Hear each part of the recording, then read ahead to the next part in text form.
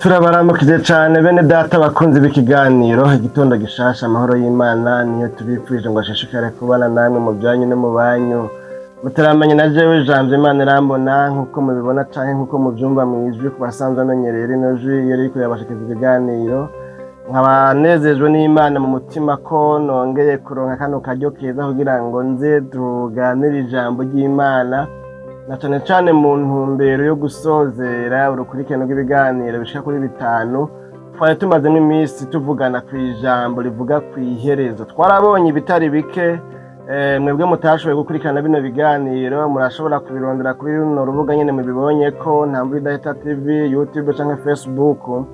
Twarabonye mu gice ca mbere ca bino biganiro 5 byavuga ku iherezo ry'umuntu canke iherezo ry'ikintu, ukuntu iherezo ryiza umuntu agira canke se iherezo ryiza ry'ikintu risumba itanguriro ry'ikintu.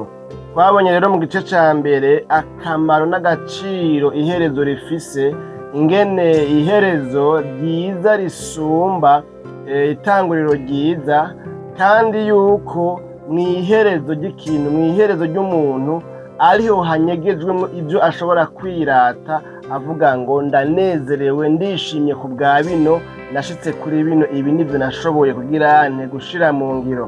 Twarabonye mu gice ca kabiri naho amajambo yatubwiye yuko iki gihe turimo ari igihe c'iherezo, tudakwiye kubaho twiteze ikindi gihe c'iherezo nkaho umengo hari ikindi gihe c'iherezo tuzohava turonka. Imana yacu nihimbazwe. Hama mu gice ca gatatu naho twararabiye hamwe ingene iherezo ry'ubugororotsi rimeze n'ingene iherezo ry'umunyabyaha cyangwa se iherezo ry'umunyakibi rimeze.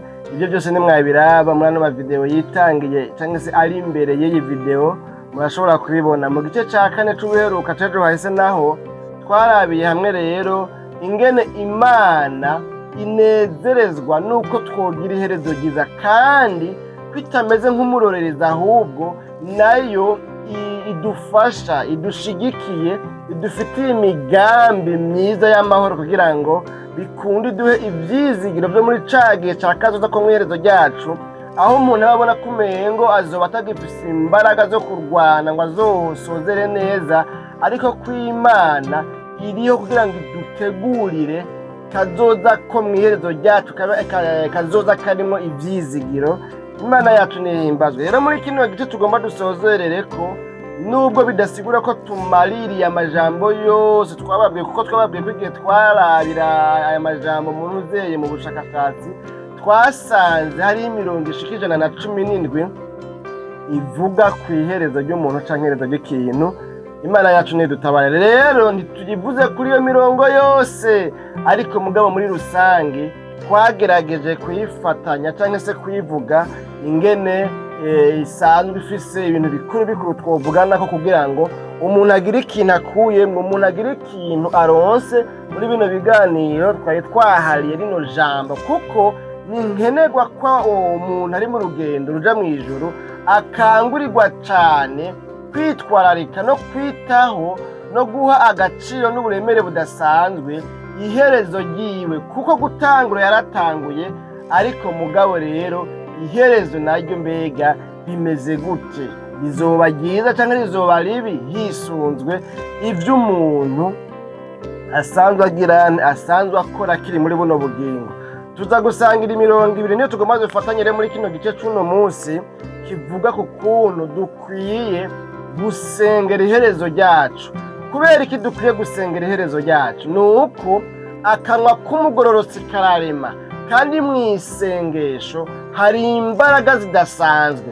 Iyo umuntu asenze agasenga yejejwe kandi agasenga yizeye Imana, hanyuma ubugira gatatu agasenga ibihwanye ibikwiranye n'ubugombe bw'Imana, nta kabuza harabaho igitangaza, nta kabuza harabaho impinduka, nta kabuza hariho ikintu gikoreka ku bw'iryo sengesho. Rero umuntu asenze yiyejeje yihanye ibyaha yemerwa n'Imana, hanyuma agasenga no kwizera, hanyuma kandi akabona yuko umutwaro wiwe asenze uhuriranye n'ubugombe bw'Imana, ni ukuvuga birarema igitangaza mu isi y'imwemu no mu buzima bugaragara bwacu bwa misi yose. Imana yacu nihimbazwe. Ngomba kuvuga yuko rero gusengera iherezo ryacu bifise ikimazi kidasanzwe, kuko muri kwa gusengera iherezo ryacu niho tuvuga ngo Mana urantabara sinzonanirwe nk'uko banaka bananiwe, Mana urantabara sinzove mu rugendo nk'uko abandi baruvuyemo, Imana yacu nidutabare.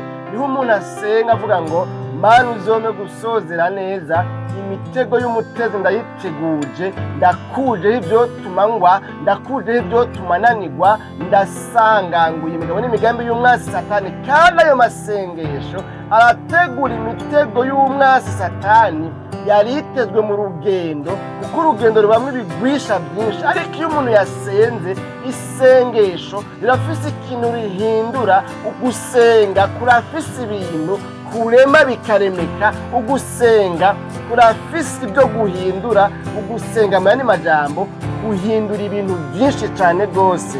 None rero dusoma no majambo ntiduhabe dusanga dushize imbere kuvuga byinshi tutaranasoma kumbure ayo dusanga uno munsi. Tuyasanga mu gitabo cyo guharura igice cya 23 dusome ku murongo w'10 honyine turabe ingene havuga. Ijambo ry'umutwe rivuga ngo Baramu ahezagira Abisirayeli mu gishingo cyo kubavuma. Umurongo w'10 uvuga ngo ninde yoshobora guharura umukungugu ari bo ba Yakobo, cyane ngo aharure n'ikigira kane cy'Abisirayeli, icoma nkazokwibwira nk'uko abagororotsi bapfa. Ni hano ndiko ndarondera rero ijambo tumaze iminsi tuvugana, avuga ngo iherezo ryanje rikazoba nk'iryabo, Imana yacu nihimbazwe. Uyu ni Baramu yaragiye kuvuma Abisirayeli, yahamagawe n'umwami yitwa Baraki. Hanyuma rero Imana habaye ibintu birebire tudahava dutebako cyane kuko atari yo ntumbero dutumbereye, ariko ndafise ikiganiro ngaha narabashikiriza kandi kimaze igihe kitari gito, kirimo n'amajambo y'imbere gatoya. Dusanga ku mirongo wa 20 kubandanya 21 ibintu nyene nk'ibyo kubandanya gushika ku murongo wa 23 kugera ku murongo wa 23 wa kino gice dusomyemwo. Mugabo siyo ngomba kuvuga ayo majambo, nizera ko nzogire ubuntu nkayategura arandimwo. Ndabona utunote nanditse no muri Bibiliya, igihe ayo majambo ndayahabwa nako mu nyemere bivuge gutyo. Ndabona ko ari utuntu naciye nandikaho ico gihe, ndabibitse nzobibashikiriza kumbura hamwe n'ibindi ntarashikiriza kubera birahari bikiryamye mu makaye, ibindi bijyamye kumbure ngira ngo mu mashini namaze no kwandika kugira ngo kumbure nzobishikirize haba mu kiganiro igitondo gishasha canke mu kiganiro umutima w'ubugingo, kubera gushikira isaha nibyo biganiro mfise mu ntumbero no mu yerekwa rya kino gikorwa cari no vuga butumwa ryo muri media. Nibyo biganiro nipfuza kuzokoreramwo cane ivuga butumwa, uretse ko hariho n'ibindi biganiro byinshi nahawe igihe rino yerekwa narironka nkiri Zambia mu buryo bwagutse mu byiyumviro, ariko mugabo nta bikoresho nari bwaronke. N'utwo nari mfise ico gihe Satani yaraduteye umwereka, biraba ibibazo birebire. Narabiciyeko gatoya mu kiganiro navuze ca mbere cugurura ibiganiro vya Noheli y'umwaka urangiye. Narabashikiriza ibiganiro nko kuri 9 hafi, nimba bitashika 10 kumbure, kuko nibuka ko naho nyene bitakunze yuko mperaheza neza, kuko naciye ngira amagara make, naragwaye mu mpera z'umwaka ku buryo nabonane buryajeyo nabonane nahimbaje nari ngwaye. Ariko mugabo narabiciye ko rero ndibuka mu kiganiro ca mbere mvuga ingene nahuye n'ibibazo, nahuye n'intambara, nahuye n'ibintu nasabwe uruhombo rurava mpomba ibintu n'abantu, imigambi irapfa, n'imigambi nabona umengo nyene ni yakazoza nyene kandi ikenewe ubuzima bwa minsi yose, mbona nyene birapararanganye. Ariko mugabo nsenze Imana ico gihe nyene irampa ijambo nyine nararivuze ngaha imana n'amavideo ari ngaha, ijambo ryavuga ngo nugumane nanje, nugumaho ndi ntutinye kuko umpiga ari waguhiga. Ayo majambo ndabaze kuyavuga ko ngaha nyine muri zino video ziri hano. None rero nuko narimbonye n'amajambo nanditse ngaha ayo yuko ndahafise ikiganiro naho nyene nzohashikiriza. Rero Baramu narimvuze ngo nitwobivuga cyane ngo tubivemwo, wa mwanya wacu havuga usanga warimaguritse nyene murabona ni hatari. Yego kandi umwanya n'amafaranga abantu baba bafatiriwe cane. Baramu yarahamagawe n'umwami yitwa Baraki ngo aze avume Abisirayeli kubera byari byamenyekanye, byari bizwi ko uwo Baramu avumye avumika, ico yatuye kiba kikashika kuri uwo muntu. Rero avuga ati iri hanga ry'Abisirayeli narumvise ibyo ryakoreye ayandi mahanga ryaranduye, narumvise ibyabaye mu gihugu ca Egiputa mu Misiri ingene vyagenze. None rero jewe sinohangara kuzogwana n'iri hanga, reka mpamagare Kavumyi. Hariho Kavumyi international, hariho umuntu rurangiranwa mu kuvuma, reka ndamuhamagare ndamugerere ndamuha ibyo ashaka byose, niyashaka icubahiro niyashaka amafaranga ndamuhe. Ibi bintu Mana yanjye ngomba kuba basanga nabitevye mu. Rero araza mugabo, rero ibihe tanga hafi gatatu kose nuko ntabanje gusubiramo kuyasoma neza. Mugabo ibihe bitatu byose inshuro zitatu zose aho kubavuma asanga yabahezagiye, kuko mu buryo bwo kuvugishwa haje imihezagira aho kuza imivumo. Hanyuma rero muri kino gihe rero tubona ngaha rero yavuze ngo muri izi nshuro mva zabaye, aravuga ngo ninde yoshobora guharura umukungugu aribo ba Yakobo, canke ngo aharure n'ikigira kane c'Abisirayeli. Wa muntu yaraje kuvuma Abisirayeli avuga ngo reka mpindure imvugo, ibyo mbonye bitandukanye n'ibyo nagiye mbona kuba nagiye mvuma. Ni koko jewe ndi rurangiranwa mu kuvuma, kandi abo mvumye baravumika, abo mpezagiye barahezagirika, akanwa kanje kararema. Ariko mugabo naho nakagendeye, naho navumanye henshi kandi bigakora, aba bosanze ari ubwoko butavumika, aba bobo nsanze ari ihanga ridasanzwe ritandukanye n'ayandi mahanga nabonye. Mbere ubwinshi bwabo ndabye muri kubu no muri kazoza ntawoshobora kubaharura. Si ibyo byonyine, nta n'uwoharura n'ica kane enkar yabo, nta n'uwoshobora kuyiharura. Aca arasenga rero ahinduriyemo isengesho aravuga ngo icompa nkazokwipfira nk'uko abagororotsi bapfa. Iri hanga mbonye ni iry'abagororotsi, ayandi yose nagiye mvuma byarakunda kandi bigakoreka kuko batari abagororotsi. Ariko aba bobo n'abagororotsi ntibavumika, ni ihanga ritavumika.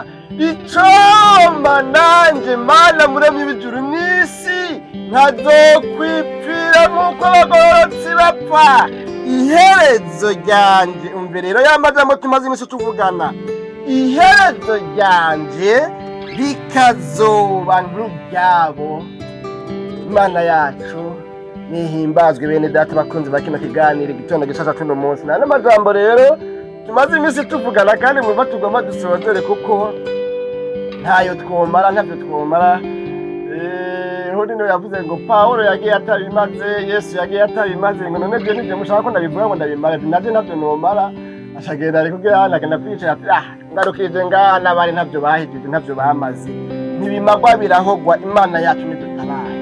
Tumaze iminsi tuvuga ku iherezo, ingene iherezo ryugaraniyemwo umugisha w'ubugingo tuzobamwo inyuma ya buno bugingo, ingene iherezo ari ikintu umuntu adakwiye gufata rejareje, ingene iherezo ridafatwa minenegwe, ingene iherezo ata muntu akwiye kurinenyako, ingene iherezo ata muntu akwiye kurineglija, ingene iherezo ari ryo ryugaraniyemwo kazoza kacu k'inyuma ya buno buzima, kuko inyuma ya buno buzima hariho ubundi buzima bene data twerekanye uko twari dushobojwe kwiherezo ari ikintu kidasanzwe. Imana yacu nidutabare kandi twabonye yuko ririho mu buryo bubiri, rishobora kuba ryiza canke rikaba ribi, hisunze ingene umuntu yariteguye, ingene umuntu yavyitwayemo, n'ingene umuntu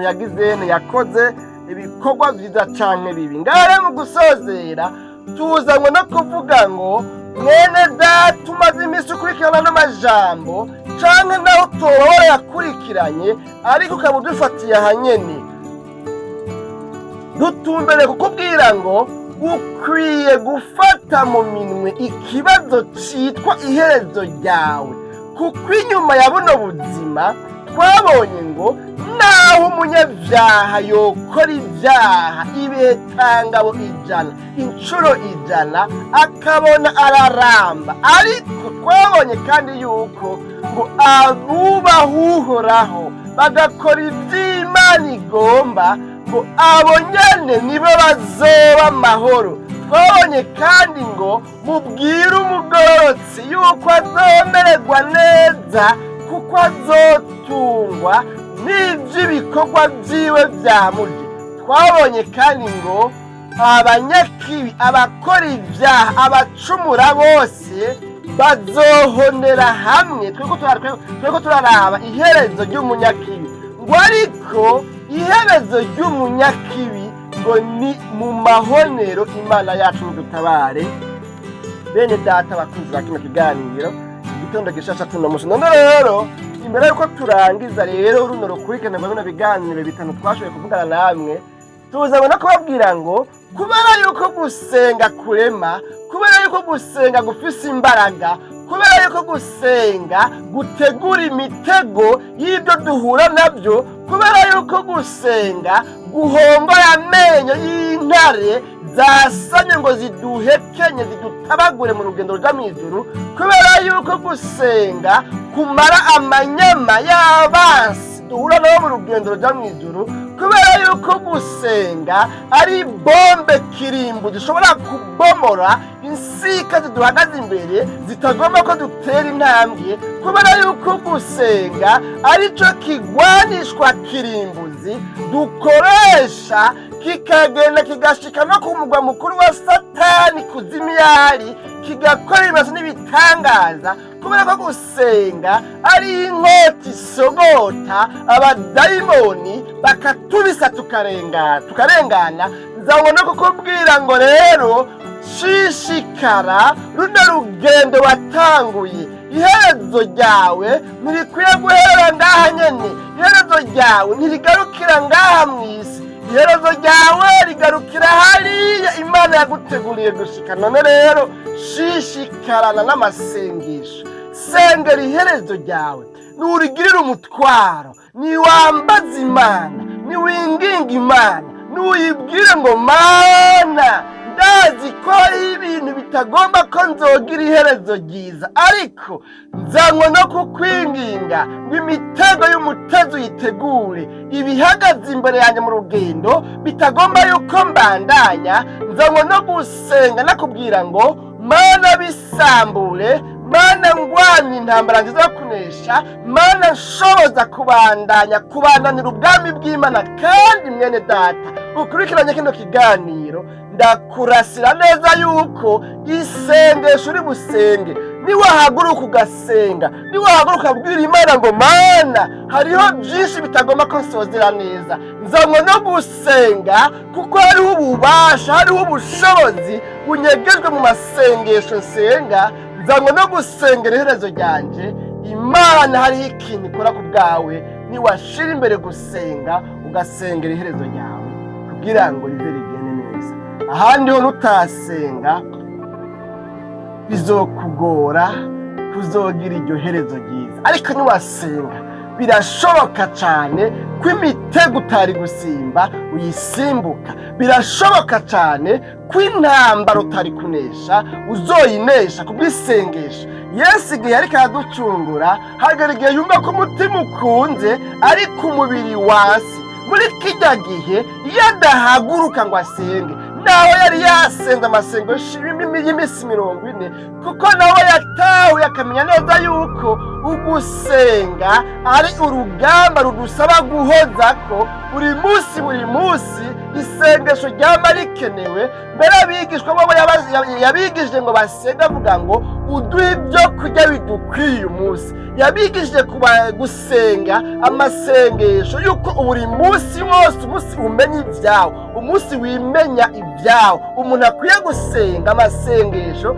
ahuye n'umunsi, ntiyitwaze ngo hirya yejo narasenze nayo uno munsi naba yashizemo none rero ngo ace yiryamye umukondora zose. Oyaye, gusenga n'urugamba rudusaba guhoza ko rudusaba guhoza ko rero Yesu yabayeho ubuzima bwo gusenga.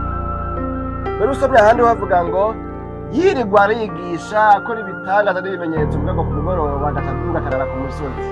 Ntiyarara mu mazu, ntiyarara kuri za Dodoma naho zitari bwabeho kumva, ariko mugabo turazi yuko ico gihe hariho ubuzima bw'aboro n'abakire, ku buryo aho umuntu ashobora kuryama kuvuga ati uyu muntu aryamye heza bivanye kumbure na classe yiwe y'ubuzima abayemwo. Imana yacu nidutabare. None rero navuze ko dusoma amajambo abiri, none kare tugomba dusozere, ndabona iminota iriko iragenda. Reka turisome rino jambo naryo nyene kubera ko nibaza ko tutazobigarukako kiretse hamwe umutima utugoberera kubigarukako.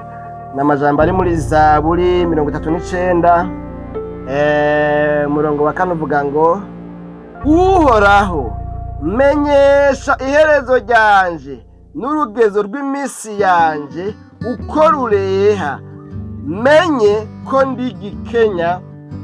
Imana yacu nidutabare. Uyu muntu ariko arasenga avuga ngo Mana menyesha iherezo ryanje, menyesha iminsi nsigaje, menyesha. Ariko arasenga burya dutumbire kuvuga gusa ko umuntu akwiye gusenga. Ibyo tuvuga byose tugomba gutomora yuko ukwiye gusengera cyane iherezo ryawe. Nibyo dutumbereye, ibindi byose naho twabivuga amasangahe, ariko dutumbereye kugukangurira gusengera iherezo ryawe. Cyagihe watangura runo rugendo warasenga, ngira ngo nta munsi n'umwe utavuga ngo Mana uzuntabare nzogira iherezo ryiza, ariko sinzi ingene bimeze. Hari umuririmbyi yaririmbye avuga ngo kumenywa n'abantu ntaco vyomarira, gukundwa kara kuri pasiteri wanje abandongoye ntaco vyomarira, kuronka itunga ibirara hanze no mu ntaco vyomarira, ariko ico nkwiye kumenya ca mbere, ico nipfuza ca mbere kumenya, nukumenya ko nanditswe mu gitabo c'ubugingo. Nipfuza kumenyekana ku Mana gusumba uko nomenywa n'abantu.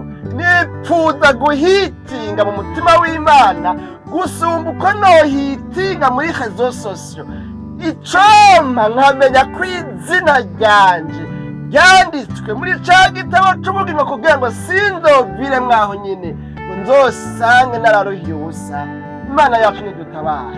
None rero sinzi ingene witwararitse iherezo ryawe, sinzi ingene usengera iherezo ryawe, sinzi umutwaro ufise w'iherezo ryawe ingene ungana, ariko muri ino minsi ukurikiranye muri ino jambo birashoboka cyane ko ayo masengesho atari kirenga muri wewe. Ariko kandi naho ayo masengesho yo gusengera iherezo ryawe ari bisanzwe atari kirenga, nagomba kukwibutsa yuko byari bikenewe. Iki nico gihe c'iherezo turimo. Ntiwitege ko hari ikindi gihe c'iherezo kizoza. Turi mu gihe c'iherezo, ahubwo turindiriye ko gihera hanyuma ibyasezerano bishike. None rero wari ukwiye kwikangurira gusengera iherezo ryawe, ukanoga mukambara ugwaga, ugashangashigwa, ugashabura ku bw'iherezo ryawe, ukumva kubabajwe no kuba mu ntege nke, ugasenga ugasubira ugasenga, ukabwira Imana ngo ndasi ikintu conyaka iherezo ryiza, ndasi ikintu conyivangira, ndasi ikintu conyononera kazoza kanje ko mu iherezo ryanje, ndasi kuzoruhira ubusa, ndasi kuzokora ibikorwa bazosanga sozereye nawe sitabironkeye ingero. Ivyo bintu ndavyase, imitego y'umutezi yose ndayiteguje, maramaje gushishikara urugamba rwa buri munsi nsengera iherezo ryanjye nirinda kandi niyubara kugira ngo nshishikare kubaho nemerwa n'Imana. Iyo byagenda gutyo rero uzoba ubyifashemwo neza kandi bizogenda neza. Niwasozera neza uzonezerwa, ariko niwasozera nabi uzorira kandi uzobabara, kuko iherezo ry'umunyakibi ni mu mahonero. Sinzi rero yuko ugomba kuzohereza mu mahonero cyangwa ugomba kuzohereza hahandi umugororotsi azohereza. Ariko icyo Imana igomba yuko wogira iherezo ryiza ukazosozera amahoro. Nanjye ico nico ndakwipfurije kandi nanje nico niyipfurije. Aya masengesho tumaze iminsi dusenga, aya majambo tumaze iminsi tuvugana kugira ngo ndayazane nga mu kiganiro igitondo gishasha, nuko nanje nayasomye numva mpkemu yera nyongorera muri je yuko nkwiye kubikurikirana, nkwiye kubyibazako, nkwiye kubisengera, nkwiye gusubira kumva ko hariho réveil spirituel ibaye muri jewe, nkongera kumva ko habaye ikanguro. Mbega iki kintu ubu Satani ntiyatwaye abantu ntibajyamye umukondora zosi ugasanga ntibakicitwararika. Iki kintu cihezo abantu baracaciyumvirako. Ndizera neza ntakekeranya mu mutima wanje yuko abagitwararitse abarifitiye umutwaro iherezo ryabo ntibakiri benshi, kubera hari ibindi bitwararitse by'imiduga, amatungo, amaviza n'ibindi byinshi ntodondagura ngo mpeze. Ariko iki nacyo kirahambaye cyane. Iruhande yo kwitwararika ibyo byose, bene data na kino ntimugisiga inyuma. Ibisigaye ibindi byose biri compatible avec iherezo ryiza mu byitwararike.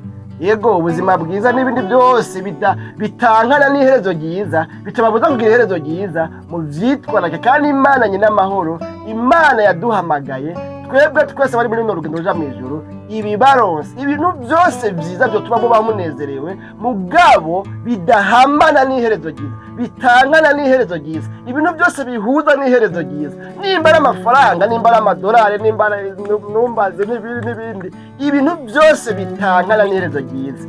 Imana ibibahe mu izina rya Yesu. Ariko mugabo ibintu byotuma mubura muhomba ubugingo, ibyo birakaba kure yanyu. Tubikemeye twese dufatanya amaboko, tuvuge ngo ibintu byose byo dukura ku Mana turavyanse, turavyiyamirije, turagize greve, turambaye ugwaga, turabihakaniye. Tugomba kugendera mu bintu bihuye n'iherezo ryiza.